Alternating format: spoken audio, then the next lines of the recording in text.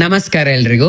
ಮಳೆಗಾಲದ ಸಮಯದಲ್ಲಿ ಅಂದ್ರೆ ಆಟಿ ತಿಂಗಳಲ್ಲಿ ತುಳುನಾಡಿನಲ್ಲಿ ಹೆಚ್ಚಾಗಿ ಮಾಡುವಂತಹ ಈ ಒಂದು ಫುಡ್ ನ ಬಗ್ಗೆ ನಾನು ತಿಳಿಸಿಕೊಡ್ತೇನೆ ಇವತ್ತು.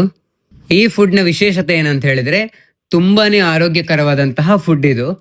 ಈ ಫುಡ್ ತಿನ್ನೋದ್ರಿಂದಾಗಿ ಚರ್ಮದ ಎಲರ್ಜಿ ಸಮಸ್ಯೆ ಇರುವವರು ಹಾಗೆ ಕಣ್ಣು ಹಾಗೆ ಲಿವರ್ ಹೆಲ್ತ್ಗೆ ತುಂಬಾನೇ ಬೆನಿಫಿಟ್ ಇದೆ ಇದರಿಂದಾಗಿ.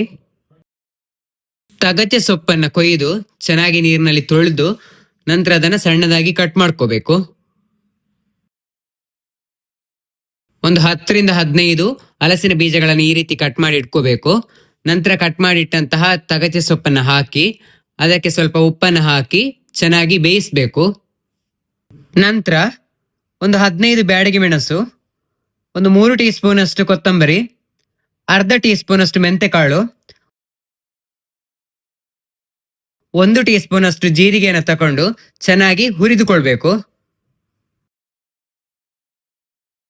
ಹಾಗೆ 1 ಕಪ್ ಕುಚಲಕ್ಕಿಯನ್ನು ತಕೊಂಡು ಅದನ್ನು ಚೆನ್ನಾಗಿ ಹುರಿದುಕೊಳ್ಬೇಕು.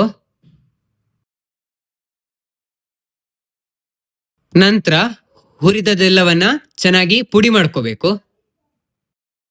ಸ್ವಲ್ಪ ತೆಂಗಿನ ಎಣ್ಣೆ, 1 ಟೀ ಸ್ಪೂನ್ ಅಷ್ಟು ಸಾಸಿವೆ, ಸ್ವಲ್ಪ ಬೇವು ಸೊಪ್ಪು, 3 ಬೆಳ್ಳುಳ್ಳಿ, 1 ಈರುಳ್ಳಿ, 1 ಟೊಮೆಟೊ ಇದನ್ನೆಲ್ಲ ಫ್ರೈ ಮಾಡ್ಕೋಬೇಕು. ಹಾಗೆ ಬೇಯಿಸಿಟ್ಟಂತಹ ತಗಚೆ ಸೊಪ್ಪು, ಮಸಾಲ ಪುಡಿ, ಹುರಿದ ತೆಂಗಿನ ತುರಿ ಹಾಗೆ ಉಪ್ಪನ್ನು ಹಾಕಿ ಚೆನ್ನಾಗಿ ಮಿಕ್ಸ್ ಮಾಡ್ಕೋಬೇಕು. ತಗಚೆ ಸೊಪ್ಪಿನ ಪಲ್ಯ ರೆಡಿ ಆಯ್ತು. ಆರೋಗ್ಯಕ್ಕೆ ತುಂಬಾನೇ ಒಳ್ಳೆಯದು. ಟ್ರೈ ಮಾಡಿ ನೋಡಿ.